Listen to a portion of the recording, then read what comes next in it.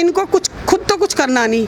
कहीं एयरपोर्ट के नाम बदल रहे, कहीं रोडों के नाम बदल रहे, कहीं स्कूलों के नाम बदल रहे, कभी हॉस्पिटलों के नाम बदल रहे, कभी यूनिवर्सिटी बनाना भाई तू अपने नाम से बना यूनिवर्सिटी, लगा बोर्ड, हम भी आएंगे उद्घाटन कर। तुम बनी बनाई दूसरे की चीज़ों का उनके नाम बदल रहे हो, क्यों? बना यूनिवर्सिटी, जवाहरलाल नेहरू जी ने बनाई थी ना, तुम भी बनाना और अपने नाम से रख, चाहे तू गोडसे के नाम से रख, बना तो सही, हिम्मत तो कर। देश का पैसा देश में लगा, विदेशों में भेज रहा है। आज इनकी पूर्ण बहुमत की सरकार है, इन्होंने क्या किया? सिर्फ देश का बेड़ा गर्क किया। पूर्ण बहुमत की सरकार देश इसलिए चुनता है कि देश का बेड़ा गर्क करो। तो ये सरकारें जब भी विपक्ष में होती थी, आपको मालूम होगा स्मृति ईरानी जी चूड़ियाँ लेके आई थी, तो उनको चूड़ियाँ लेके ऐसे खनकाती थी, कहती थी वो देश नहीं चला सकते, चूड़ियाँ पहन लो। आज वो कहाँ हैं? बहुत हुआ महिलाओं पे अत्याचार, अब की बार मोदी सरकार। क्या मोदी सरकार में यही कारनामे हो रहे हैं? हर राज्य में महिलाओं का उत्पीड़न बढ़ रहा है, उनके साथ अत्याचार हो रहा है, उनके रेप हो रहे हैं। आखिर कैसे रोकेंगे? क्या ये सरकार विफल हो चुकी है? अंधी बहरी सरकार बैठी हुई है। इनके बोलने से इनके कानों में जूं नहीं रह रही, आंख बंद करके बैठी हुई हैं। तो ये सरकारें जब भी विपक्ष में होती थी, आपको मालूम होगा स्मृति ईरानी जी चूड़ियाँ लेके आई थी, और वो भव्य प्रधानमंत्री कहूँगी मैं उनको, मनमोहन सिंह जी को, जिन्होंने जब पूरे वर्ल्ड की जीडीपी गिर गई थी और एक भारत की जीडीपी ऐसे थी जो अप कर रही थी, उस समय भी देश को संभाला हुआ था, जबकि पूरे वर्ल्ड में इकोनॉमी डाउन थी, तो उनको चूड़ियाँ लेके ऐसे खनकाती थी, कहती थी वो देश नहीं चला सकते, चूड़ियाँ पहन लो। आज वो कहाँ हैं? महिला, उन्होंने नारा दिया था बहुत हुआ महिलाओं पे अत्याचार, अब की बार मोदी सरकार।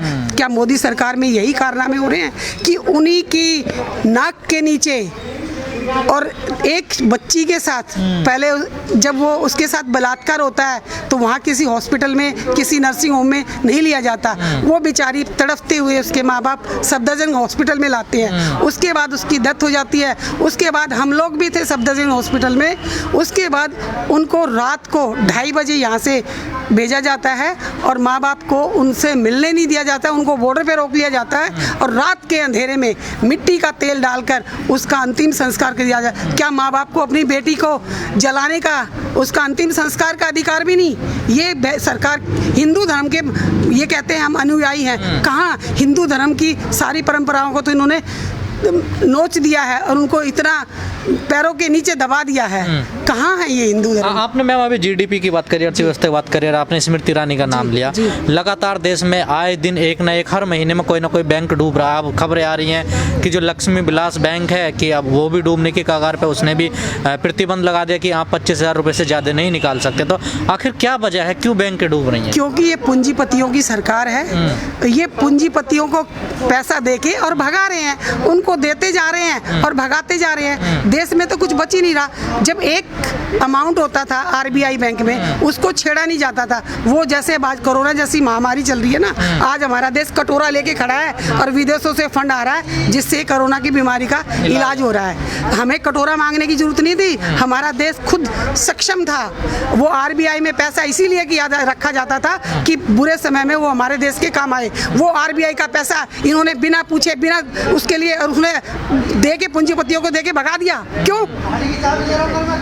हम पूछना चाहते हैं प्रधानमंत्री जी से, क्यों ऐसा कर रहे हैं? वो देश के साथ कैसा, क्यों बदला ले रहे हैं देश से, देश के निवासियों से? वो कह रहे हैं कि कांग्रेस ने दिया था इनको सबको लोन, किनको? एनपीए बढ़ा है। उसके बाद उन्होंने थोड़ा दिया था, इन्होंने कई 600 दिया था, उन्होंने 2,500 और बढ़ा दिया। जब वो पहले ही लॉस में था तो उसको क्यों दिया और फिर भगाया क्यों? कांग्रेस ने भगाया तो नहीं था, इन्होंने भगाया क्यों? क्योंकि साठ-गांठ थी। तो ऐसे अधिकारियों पर अगर इस प्रकार के जो अधिकारी हैं साठ-गांठ करके लोन देते हैं और एनपीए बढ़ता चला जाता है बैंकों का और वो रिकवर नहीं होता, तो इन पर कार्रवाई क्यों नहीं करती आरबीआई? तो ये सरकार, वो आरबीआई को देखो ना, उसने कार्रवाई करना सोचा, उसको चेंज कर दिया। ये इन्होंने करने तो दे रहे नहीं ना। जो कोई करेगा, जो हम लोग आवाज़ उठाते हैं, हम अब देखो प्रियंका गांधी जी जा रही थी, वहाँ उनको रोका गया, दोबारा गई, फिर रोका गया, आखिर गई ना वो। पर ऐसे हर जगह हम लड़ते रहेंगे, नहीं तो देश की जनता हमें भी माफ़ नहीं करेगी। क्योंकि अपोजिशन का काम है जहाँ गलती हो वहाँ आवाज़ उठाना। ये कुछ भी बोलते रहे, ये मोदी भक्त हैं, ये देशभक्त नहीं है, ये मोदी भक्त हैं। देशभक्त वो हैं जिन्होंने देश की आज़ादी में काम किया। देश की आज़ादी में इनका बताओ कहाँ योगदान रहा? इंदिरा जी का ले लो, जवाहरलाल नेहरू का ले लो, एक से एक कांग्रेस के नेताओं का ले लो जिन्होंने योगदान दिया। ये कहाँ थे उस समय? कौन से बिल में छुप के बैठे हुए थे?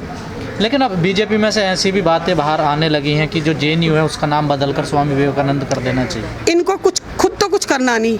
कहीं एयरपोर्ट के नाम बदल रहे, कहीं रोडों के नाम बदल रहे, कहीं स्कूलों के नाम बदल रहे, कभी हॉस्पिटलों के नाम बदल रहे, कभी यूनिवर्सिटी बनाना भाई, तू अपने नाम से बना यूनिवर्सिटी और लगा बोर्ड, हम भी आएंगे उद्घाटन कर। तुम बनी बनाई दूसरे की चीज़ों का उनके नाम बदल रहे हो, क्यों?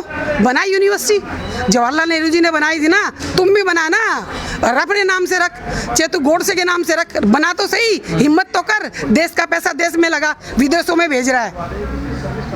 लेकिन जब इतनी सारी कमियां हैं इस सरकार में, लगातार अब 6 साल इस सरकार को हो चुके हैं, दूसरी टर्न है, लेकिन जीत क्यों रही? आखिर वोट कौन दे रहा है इनको? ये जब इतनी सारी कमियां हैं, जनता परेशान है, देश में महंगाई है, जीडीपी गिर रही है, बेरोजगारी सीमा चरम पर है, फिर भी वोट कौन दे रहा? जीत तो हर जगह रहे ना। ये इनकी जो सोशल मीडिया की एक ग्रुप बना हुआ है ना, और उस पर इनकी हैकिंग चलती है।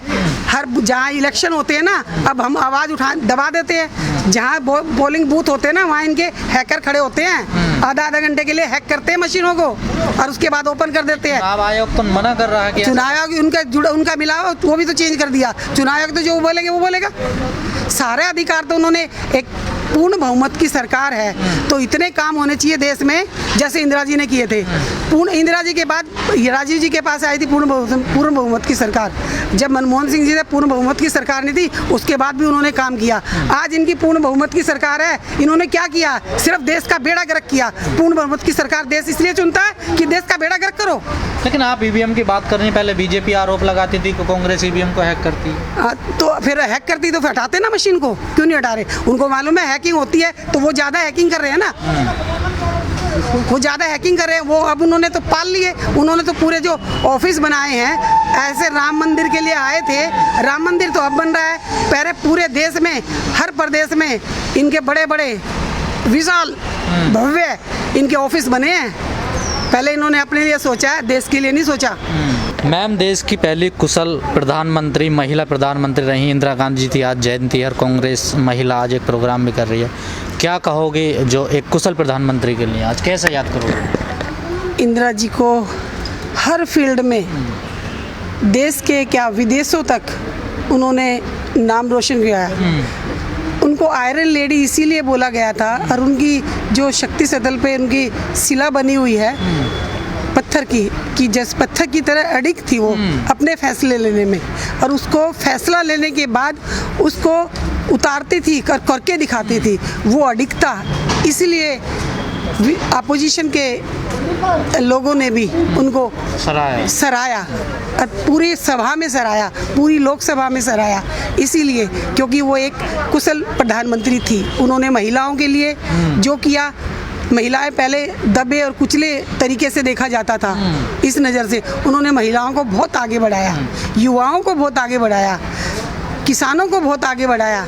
हर फील्ड में उन्होंने, जो बड़ी बड़ी कंपनियां, बड़े बड़े कारखाने, आज तो उनको बेचा जा रहा है एक के बाद एक, उन्होंने देश में लाई, इसीलिए जिससे देश के लोगों को काम मिले, रोजगार मिले और हमारा देश तरक्की की राह पर आगे बढ़े।